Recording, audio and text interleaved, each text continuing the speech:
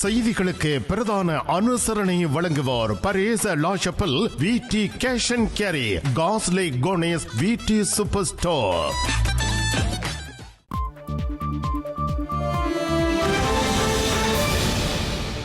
வணக்கம், இது ஐபிசி தமிழின் செய்தி நேரம். முதலில் தலைப்புச் செய்திகள்.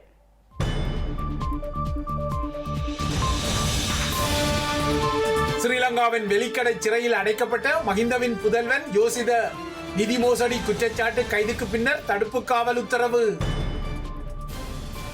மன்னார் மற்றும் பூநகரியில் அதானியின் திட்டங்கள் மீளெடுக்கப்படவில்லை. ஸ்ரீலங்கா அரசாங்கமும் அதானி குழுமமும் அடுத்தடுத்து அறிவிப்பு. அரசியலமைப்பு கலந்துரையாடலுக்கு தமிழரசு கட்சிக்கும் கஜேந்திரகுமார் அழைப்பு. கட்சியின் பதில் தலைவருக்கு எழுத்து மூலம் அறிவிக்கப்படும் எனவும் தெரிவிப்பு. தேங்காய் இறக்குமதிக்கும் அவசரமாக தயாராகும் அனுர அரசாங்கம். இறக்குமதியான 4000 மெட்ரிக் டன் அரிசி துறைமுகத்தில் தேங்கி கிடப்பதாக விமர்சனம். 757 படையினரின் உடல்களை உக்ரைனிடம் கையளித்த ரஷ்யா.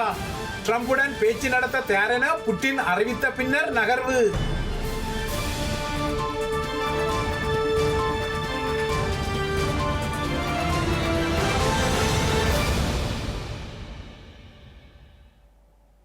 இனி தொடர்பான விரிவான செய்திகள். நிதி மோசடி குற்றச்சாட்டின் கீழ் கைது செய்யப்பட்டு ஸ்ரீலங்கா முன்னாள் ஜனாதிபதி மஹிந்த ராஜபக்ஷவின் இரண்டாவது புதல்வர் ஜோசித ராஜபக்ஷ விளக்கமறியலில் வைக்கப்பட்டுள்ளார். கொழும்பு மேலதிக நீதவான் முன்னிலையில் முன்னிலைப்படுத்தப்பட்ட நிலையில் நாளை மறுதினம் 27ஆம் தேதி வரை விளக்கமறியலில் வைக்கப்பட்டுள்ளார். இதனையடுத்து அவர் வெலிகடை சிறைச்சாலைக்கு கொண்டு செல்லப்பட்டுள்ளார். ஸ்ரீலங்கா முன்னாள் ஜனாதிபதி மஹிந்த ராஜபக்சவின் இரண்டாவது புதல்வரான ஜோசித ராஜபக்ஷ நிதி மோசடி தடுப்புச் சட்டத்தின் கீழ் குற்றங்களை செய்ததற்கான போதுமான ஆதாரங்கள் இருப்பதாக சட்டம் அதிபர் தெரிவித்ததை அடுத்து இன்று காலை குற்றப்புலனாய்வு பிரிவினரால் பெரியத்த பகுதியில் வைத்து கைது செய்யப்பட்டார். ரத்மலானை ஸ்ரீமல் பிரதேசத்தில் அமைந்துள்ள 34 மில்லியன் ரூபாய் மதிப்புள்ள வீடு மற்றும் காணியை வாங்கியது தொடர்பாக ஜோசித ராஜபக்ஷவை சந்தேக நபராக பெயரிட போதுமான ஆதாரங்கள் இருப்பதாக சட்டம் அதிபரால் கடந்த 23ஆம் தேதி குற்றப்புலனாய்வு திணைக்களத்திற்கு அறிவித்திருந்தார். கதிர்காமம் பகுதியில் உள்ள ஒரு சிறிய காணியின் உரிமை குறித்து ஜனவரி 3ஆம் தேதி ஜோசித ராஜபக்ஷ குற்றப்புலனாய்வு திணைக்களத்தில் வாக்குமூலம் வழங்கியிருந்தார். இவ்வாறான நிலையில் ஜோசித ராஜபக்ஷ கைது செய்யப்பட்டதுடன் குற்றப்புலனாய்வு திணைக்களத்திற்கு அழைத்து வரப்பட்டு அவரிடம் வாக்குமூலமும் பெற்றுக் கொள்ளப்பட்டார். இதனை அடுத்து கொழும்பு மேலதிக நீதவான் முன்னிலையில் முன்னிலைப்படுத்தப்பட்ட நிலையில் நாளை மறுதினம் 27ஆம் தேதி வரை விளக்கமறியலில் வைக்கப்பட்டுள்ளார். இந்த நிலையில் நிதி மோசடி குற்றச்சாட்டில் கைது செய்யப்பட்ட ஜோசித ராஜபக்ஷ மஹிந்த ராஜபக்ஷவின் புதல்வர் என்பதற்காக கைது செய்யப்படவில்லை என ஸ்ரீலங்கா அரசாங்கம் தெரிவித்துள்ளது. சட்டவிரோதமாக அல்லது சந்தேகத்திற்கிடமான வகையில் காணிகளை அல்லது சொத்துக்களை கொள்வனவு செய்திருந்தால் அவர்களுக்கு எதிராக சட்டம் நடைமுறைப்படுத்தப்படும் எனவும் ஸ்ரீலங்கா அமைச்சரவை பேச்சாளர் அமைச்சர் நலிந்த ஜேதிச தெரிவித்துள்ளார். இலங்கையில் அண்மை காலமாக அரசியல் பிரமுகர்கள் கைது செய்யப்படும் சம்பவத்திற்கு பின்னால் அரசியல் சூழ்ச்சிகள் எதுவும் இல்லை என ஸ்ரீலங்கா அமைச்சரவை பேச்சாளர் அமைச்சர் நலிந்த ஜேதிச அரசாங்க தகவல் திணைக்களத்தில் இன்று இடம்பெற்ற ஊடக சந்திப்பில் தெரிவித்துள்ளார். சட்டவிரோதமாக அல்லது சந்தேகத்திற்கிடமான வகையில் காணிகளை அல்லது சொத்துக்களை யாரேனும் கொள்வனவு செய்திருந்தால் அவர்களுக்கு எதிராக குற்றப்புலனாய்வு திணைக்களத்தினால் விசாரணைகள் நடத்தப்பட்டு சட்டம் நடைமுறைப்படுத்தப்படும் எனவும் அவர் கூறியுள்ளார். இதுபோன்ற குற்றச்சாட்டின் பேரில் ரோசித ராஜபக்ஷ கைது செய்யப்பட்டதாகவும் முன்னாள் ஜனாதிபதி மஹிந்த ராஜபக்ஷவின் புதல்வர் என்பதற்காக அல்ல என்றும் அவர் தெரிவித்துள்ளார். மேலும் நிதி மோசடி குற்றச்சாட்டுகள் தொடர்பில் விசாரணைகள் ஆரம்பிக்கப்பட்டுள்ள நிலையில் காவல்துறையினர் மற்றும் குற்றப்புலனாய்வு பிரிவினர் மேலதிக சட்ட நடவடிக்கைகளை மேற்கொள்வார் என கூறியுள்ளார். மன்னார் மற்றும் பூநகரியில் அமைய பெற்றுள்ள அதானியின் காற்றாலை மின் உற்பத்தி திட்டங்கள் மேலெடுக்கப்பட்டுள்ளதாக வந்த செய்திகளை நேற்று அதானி குழுமம் மறுத்த நிலையில் இன்று ஸ்ரீலங்கா அரசாங்கமும் இந்த செய்தியை மறுத்துள்ளது. வடக்கில் திட்டமிட்டுள்ள அதானி காற்றாலை மின் திட்டங்களை மீளெடுக்கும் வகையில் அரசாங்கம் எந்த முடிவையும் எடுக்கவில்லை என்றும் அமைச்சரவை பேச்சாளரும் அமைச்சருமான நலிந்த ஜேதிசவும் இன்று தெரிவித்தார். மன்னார் மற்றும் பூநகரி ஆகிய பகுதிகளில் இந்தியாவின் அதானி குழுமம் 6 காற்றாலை மின் திட்டங்களை அமைக்க கடந்த அரசாங்கத்தால் அனுமதி வழங்கப்பட்டிருந்தது. இந்த நிலையில் அதானி குழுமத்திற்கு வழங்கப்பட்ட இந்த திட்டத்தை அருண்குமார திசாநாயக்க தலைமையிலான தற்போதைய அரசாங்கம் எழுடுத்துள்ளதாக இந்த திட்டத்தை முன்னெடுக்க புதிய குழுவை நியமித்துள்ளதாகவும் இந்த வாரம் செய்திகள் வந்திருந்தன. ஆஸ்திரேலியா, கென்யா, பங்களாதேஷ் மற்றும் அமெரிக்காவில் அதானி குழுமம் சட்ட சிக்கல்களை எதிர்கொள்ளும் நிலையில் அதானிக்கு இலங்கையிலும் இந்த பின்னடைவு கிட்டியுள்ளதாகவும் இந்த செய்தியில் குறிப்பிடப்பட்டிருந்தது. இவ்வாறு வெளிவந்த செய்திகளை அடுத்து அதானி குழுமமும் ஸ்ரீலங்கா அரசாங்கமும் மறுத்துள்ளதுடன் வெளிவந்த செய்திகள் தவறானவை எனவும் குறிப்பிட்டுள்ளன. மன்னார் மாவட்டத்தில் முன்னெடுக்கப்படவுள்ள காற்றாலை மின் உற்பத்தி திட்டம் மற்றும் இந்திய இழுவைமடி தொழில் ஆகியவற்றை தாம் எதிர்ப்பதாக தேசிய ஒத்துழைப்பு இயக்கத்தின் தேசிய பெண்கள் இணைப்பாளர் சுபாஷினி தீபா தெரிவித்துள்ளார். தேசிய மீனவ ஒத்துழைப்பு இயக்கத்தின் ஏற்பாட்டில் வடமாகாண பெண்கள் அமைப்பின் கலந்துரையாடல் ஒன்று இன்று யாழ்ப்பாணம் தனியார் விடுதியில் இடம்பெற்றது. குறித்த சந்திப்பில் தேசிய மீனவ ஒத்துழைப்பு இயக்கத்தில் அங்கம் வகிக்கின்ற வடமாகாண பெண்கள் அமைப்பு, வடமாகாண பெண்கள் சம்மேளனம் ஆகியவற்றைச் சேர்ந்து வடமாகாணத்தில் உள்ள 5 மாவட்டங்களையும் பிரதிநிதித்துவப்படுத்தும் பெண் பிரதிநிதிகள் கலந்து கொண்டிருந்தனர். குறித்த சந்திப்பின் போது மன்னார் மாவட்டத்தில் முன்னெடுக்கப்படவுள்ள காற்றாலை மின் உற்பத்தி திட்டம் மற்றும் அதன் பாதிப்புகள் தொடர்பாகவும் கடற்றொழிலாளர்கள் எதிர்நோக்கும் பிரச்சனைகள் தொடர்பாகவும் ஆராயப்பட்டது. பெண்கள் சீடோ சமவாயத்தில் இந்த கீழ்மட்டத்தில் நாங்கள் சேகரித்த இந்த அறிக்கையை நாங்கள் சமர்ப்பிக்க இருக்கின்றோம். இதை நாங்கள் விசேடமாக நாங்கள் இன்றைய தினத்து காணி, அதே மாதிரி பெண்கள் வன்முறைகள், அதே மாதிரி அபிவிருத்தி போர்வைக்குள் இடம்பெற்று கொண்டிருக்கின்ற காணி சுவீகரிப்புகள் ஆகவே இதற்கு எதிராக பெண்கள் குரல் என்ற ரீதியில நாங்கள் ஐக்கியப்பட்டு இந்த செயற்பாட்டை ஆரம்பித்திருக்கின்றோம். ஒரு அழுத்த திட்டத்தையும் நாங்கள் இன்றைய தினத்தில் தயாரித்திருக்கின்றோம். அதனை நாங்கள் அடுத்த கட்டத்துக்கு கொண்டு செல்றதுக்கு நாங்கள் முயற்சி செய்கின்றோம். அதே மாதிரி விசேடமாக இந்தியன் இழுவை மடி பிரச்சனை, அதே மாதிரி தடை செய்யப்பட்ட உபகரணங்கள் விசேடமாக இந்த இடத்தில் நாங்கள் குறிப்பிட வேண்டும். 2023ஆம் ஆண்டு இலங்கை அரசினால் மீனவ அமைச்சினால் உத்தேசிக்கப்பட்ட புதிய மீன்பிடி சட்டத்தை நாங்கள் மீனவ பெண்கள், அதே மாதிரி மீனவ சம்மேளனம் என்ற ரீதியில வன்மையாக கண்டிக்கின்றோம். அந்த மாதிரியான பாதகமான சட்ட திட்டங்கள் இலங்கை நாட்டுக்குள் கொண்டு வரப்படக்கூடாது. பெண்கள் என்ற ரீதியில் எங்களுடைய பலத்தை நாங்கள் ஐக்கியமாக இணைந்து இந்த பிரச்சனைகள் இருந்து எங்களுடைய சமூகத்தை பாதுகாத்துக் கொள்வதற்காக தொடர்ச்சியாக நாங்கள் போராடுவோம். அந்த போராட்டத்திற்கான ஆரம்ப கட்ட ஒரு நிகழ்வுதான் இன்றைய தினத்தில் நாங்கள் இவ்வாறு இணைந்திருக்கிறோம். ஸ்ரீலங்காவின் புதிய அரசியலமைப்பு தொடர்பாக தமிழ் தேசியம் சார்ந்த கட்சிகளின் நாடாளுமன்ற உறுப்பினர்களுக்கு இடையிலான கலந்துரையாடலுக்கு தமிழரசு கட்சிக்கு எழுத்து மூலம் அழைப்பு அனுப்பப்படும் என்று தமிழ் தேசிய மக்கள் முன்னணியின் தலைவரும் நாடாளுமன்ற உறுப்பினருமான கஜேந்திரகுமார் பொன்னம்பலம் தெரிவித்துள்ளார். தமிழரசு கட்சியின் பதில் தலைவர் CVK சிவஞானம் புதிய அரசியலமைப்பு தொடர்பாக பேசுவதற்கு தமிழரசு கட்சிக்கு உத்தியோகபூர்வமாக எழுத்து மூலமாக கடிதம் அனுப்பப்படவில்லை என கூறிய நிலையில் அவரது இந்த கருத்து வெளிவந்துள்ளது. இன்று நடத்த திட்டமிட்ட இந்த கலந்துரையாடல் தற்போது பின்னகர்த்தப்பட்டுள்ளமை குறிப்பிடத்தக்கது. இலங்கையில் ஏற்பட்டுள்ள அரிசி தட்டுப்பாட்டை நிவர்த்தி செய்யும் வகையில் தனியார் துறையால் இறக்குமதி செய்யப்பட்ட 4000 மெட்ரிக் டன் அரிசி சுங்கச்சாவடிகளில் தடுத்து வைக்கப்பட்டுள்ளதாக தெரிவிக்கப்படுகின்றது. குறித்த அரிசியை விடுவிப்பது தொடர்பில் பேச்சுவார்த்தைகள் முன்னெடுக்கப்பட்டுள்ளதாக ஸ்ரீலங்கா சுங்க ஊடக பேச்சாளரும் கூடுதல் சுங்க இயக்குனர் ஜெனரலுமான ஜீவலி அருகோட தெரிவித்துள்ளார். இலங்கையில் ஏற்பட்டுள்ள அரிசி தட்டுப்பாட்டை நிவர்த்தி செய்யும் வகையில் ஸ்ரீலங்கா அரசாங்கம் அரிசி இறக்குமதி செய்வதற்கு வழங்கிய காலம் கடந்த 10ஆம் தேதியுடன் முடிவடைந்துள்ளது. குறித்த காலப்பகுதியில் தனியார் துறையும் அரசாங்கமும் 1,67,000 மெட்ரிக் டன் அரிசியை இறக்குமதி செய்ததாக தெரிவிக்கப்படுகின்றது. எனினும் அரசு மற்றும் தனியார் துறையால் இறக்குமதி செய்யப்பட்டு 8,000 மெட்ரிக் டன் அரிசி காலக்கெடுவுக்கு பிறகு துறைமுகத்தில் இறக்கப்பட்டுள்ளதாக சுங்க ஊடக பேச்சாளர் கூடுதல் சுங்க இயக்குனர் ஜெனரலுமான சீவலி அருகோட தெரிவித்துள்ளார். அரசாங்கத்திற்கு சொந்தமான 4000 மெட்ரிக் டன் அரிசி விடுவிக்கப்பட்டுள்ளதாகவும் தனியார் துறையால் இறக்குமதி செய்யப்பட்ட அரிசி கையிருப்பை விடுவிப்பது குறித்து அதிகாரிகளுடன் தற்போது கலந்துரையாடல்கள் நடைபெற்று வருவதாகவும் சுங்க ஊடக பேச்சாளர் மேலும் தெரிவித்துள்ளார். இலங்கையில் எதிர்வரும் மாதங்களில் ஏற்படவுள்ள பாரிய தேங்காய் நெருக்கடியை தவிர்ப்பதற்காக ஸ்ரீலங்கா கைத்தொழில் மற்றும் தொழில் முயற்சி அபிவிருத்தி அமைச்சர் சுனில் ஹந்துன்னேத்தி மற்றும் பெருந்தோட்ட மற்றும் சமூக உட்கட்டமைப்பு அமைச்சர் KV சமந்த வித்யாரத்ன ஆகியோர் தேங்காய் தொடர்பான பொருட்களை அவசரமாக இறக்குமதி செய்வதற்கான கூட்டு அமைச்சரவை பத்திரம் ஒன்றை சமர்ப்பிக்க உள்ளனர். இந்த கூட்டு அமைச்சரவை பத்திரம் அடுத்த வாரம் சமர்ப்பிக்கப்பட உள்ளது.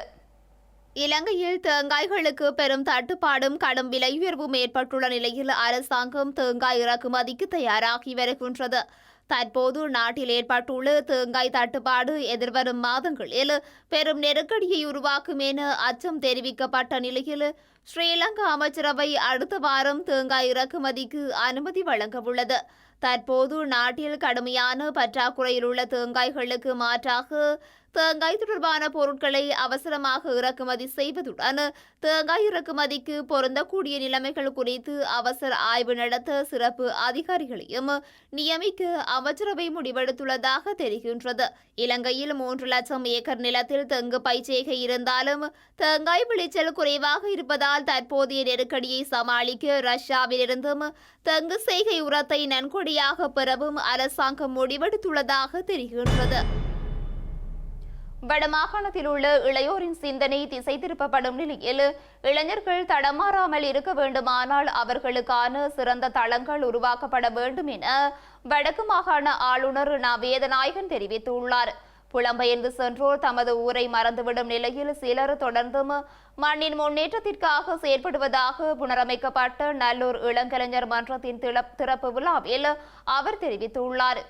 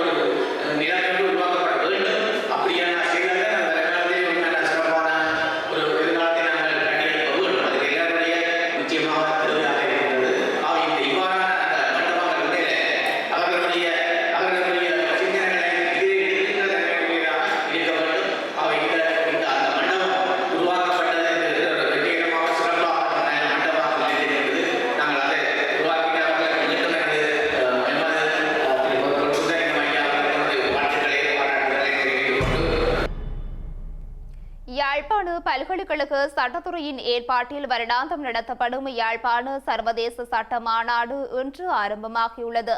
இந்தியாவின் சுரானா மற்றும் சுரானா சர்வதேச வழக்கறிஞர் நிறுவனத்துடன் இணைந்து 2வது தடவையாகவும் யாழ்ப்பாண சர்வதேச சட்ட மாநாடானது நடத்தப்படுகின்றது. யாழ்ப்பாண பல்கலைக்கழகத்தின் மருத்துவ பீட கூவர் கலையரங்கில் இன்று காலை 9 மணியளவில் முறைசை என்ற சட்ட மாநாடானது ஆரம்பமாகியதுடன் நாளைய தினமும் இடம்பெறவுள்ளது. மாநாட்டின் முதல் நாள் நிகழ்வில் ஸ்ரீலங்கா உயர் நீதிமன்ற நீதியரசர் பிரீத்தி பத்மன் சூரசேன பிரதம விருந்தினராகவும் தகவல் உரிமை ஆணைக்குழுவின் ஆணையாளர் கிஷாலி பிண்டோ ஜெயவர்தன சிறப்பு விருந்தினராகவும் கலந்து கொண்டார்.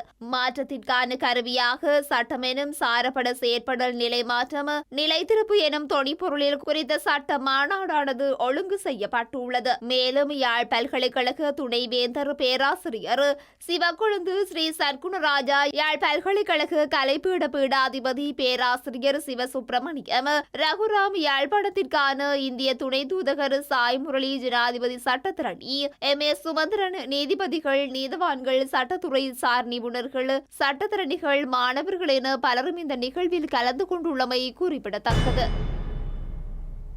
இலங்கை மக்களுக்கு மிகவும் பயனுள்ள சேவையை வழங்கும் வகையில் ஜனாதிபதி நிதியத்தின் பிரதேச செயலக மட்டத்தில் சேவை வழங்கும் வேலை திட்டம் ஆரம்பிக்கப்படவுள்ளது. இந்த வேலை திட்டம் எதிர்வரும் 7ஆம் தேதி அலரி மாளிகையில் ஜனாதிபதி அனுரகுமார திசாநாயக்க தலைமையில் ஆரம்பிக்கப்படவுள்ளது. கொழும்பில் மாத்திரம் மட்டுப்படுத்தப்பட்ட ஜனாதிபதி நிதிய அலுவலகத்தின் சேவைகளை நாடளாவிய ரீதியில் உள்ள 361 பிரதேச செயலக அலுவலகங்களிலும் வழங்க திட்டமிடப்பட்டுள்ளது. இதற்கமைய 5 பிரதேச செயலகங்கள் தெரிவு செய்யப்பட்டு இது தொடர்பில் முன்னோடி திட்டம் முன்னெடுக்கப்பட்டுள்ளதுடன் எதிர்வரும் 7ஆம் தேதி முதல் திட்டத்தை நாடளாவிய ரீதியில் நடைமுறைப்படுத்த திட்டமிடப்பட்டுள்ளது.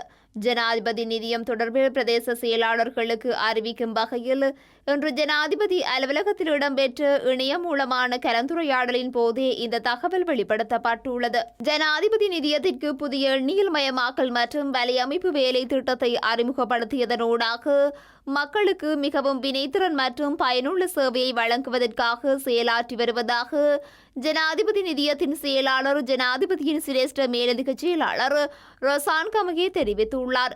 இதனூடாக எவராயினும் தமது பிரதேச செயலகத்தின் ஊடாக நோய்க்கு அமைவான கொடுப்பனவிற்கு விண்ணப்பிக்க முடியும் எனவும் அது தொடர்பான ஆவணங்களை பிரதேச செயலகத்தினால் உடனடியாக பெற்றுக்கொள்ள முடியும் என்றும் கூறினார். நோயாளர்களை தெரிவு செய்யும் முறை, அவர்களின் ஆவணங்களை தயாரிக்கும் முறை, ஜனாதிபதி நிதியத்தின் பொறுப்பு என்பன தொடர்பில் இந்த கலந்துரையாடலில் பிரதேச செயலாளர்களுக்கு விளக்கம் அளிக்கப்பட்டது. செய்திகளின் நிறைவாக இனி மீண்டும் தலைப்புச் செய்திகள்.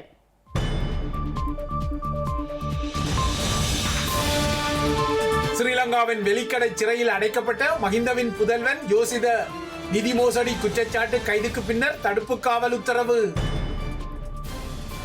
மன்னார் மற்றும் பூநகரியில் அதானியின் திட்டங்கள் மீளெடுக்கப்படவில்லை. ஸ்ரீலங்கா அரசாங்கமும் அதானி குழுமமும் அடுத்தடுத்து அறிவிப்பு. அரசியலமைப்பு கலந்துரையாடலுக்கு தமிழரசு கட்சிக்கும் கஜேந்திரகுமார் அழைப்பு. கட்சியின் பதில் தலைவருக்கு எழுத்து மூலம் அறிவிக்கப்படும் எனவும் தெரிவிப்பு.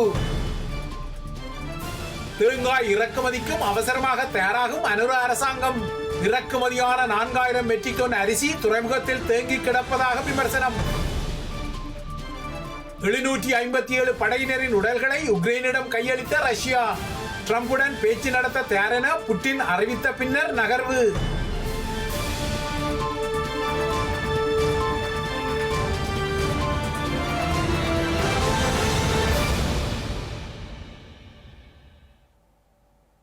இத்துடன் ஐபிசி தமிழின் செய்தி நேரம் நிறைவடைகின்றது. உடனுக்குடன் செய்திகளை அறிந்து கொள்ள ibctamil.com என்ற நமது இணையதளத்தினை பார்வையிடுங்கள். வணக்கம்.